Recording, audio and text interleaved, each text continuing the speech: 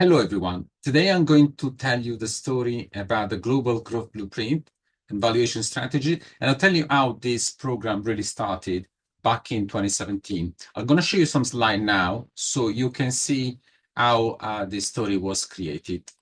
So go to the slide now. And so basically, what's the goal? The goal is to help entrepreneurs to achieve peak valuation, the highest possible valuation without any guesswork, by using the techniques used by the world's best business in the world. Okay. Now, my role in general is to guide boards, as I was qualified through the Financial Times board director program. But at the same time, I've been a CFO for 16 years in so many industries. Now, what is the problem that we're trying to solve? Well, it's one of the biggest ever problem we can actually measure. Our GDP in the world is $105 trillion. Now, the question is, because this is actually happening without the support from our education system, and it was $33 trillion in 1998, so it's grown up 300%.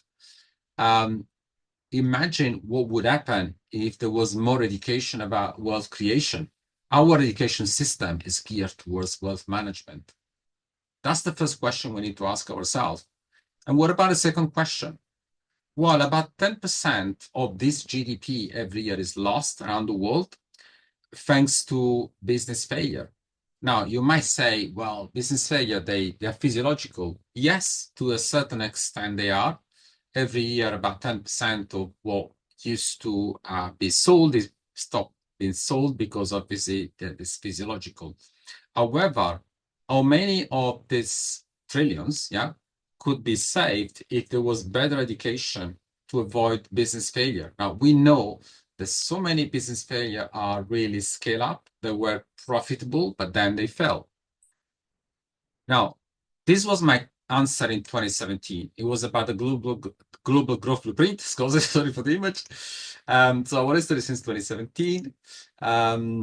It was a partnership created with the Plymouth University. So the first part was completed there. And you can see a photograph of the students that joined us in 2017. Between 2018 and 2020, the program was successfully offered to entrepreneurs on a face-to-face basis before the COVID stopped us, really. But in late 2024, the program was recorded online to provide further accessibility and implementation.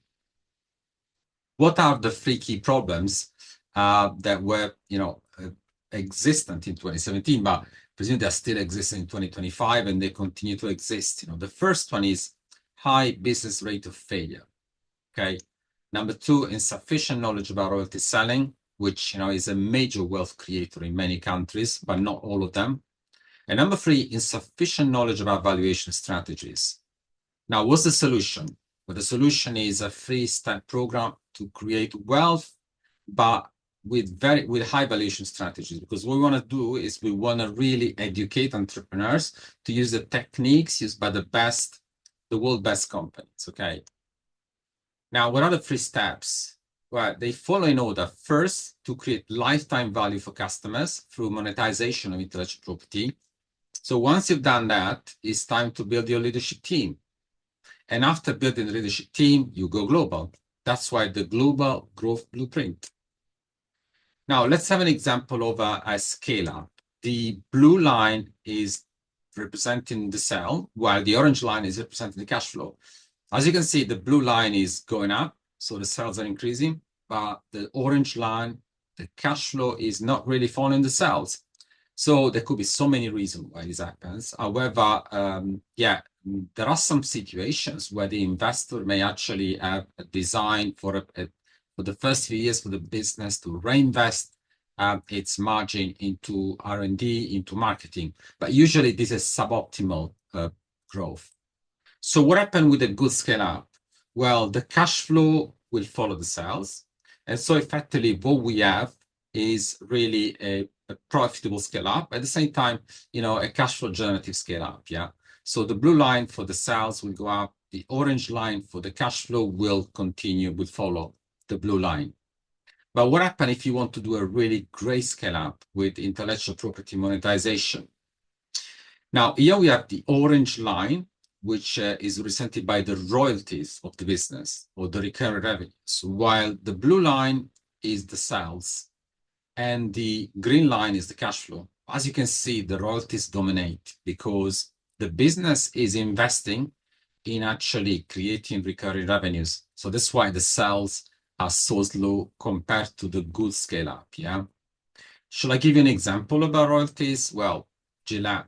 Now, Gillette is a typical example. Well, the razor is the slower product selling point, while the blade is effectively the royalties. So the blades act like licenses.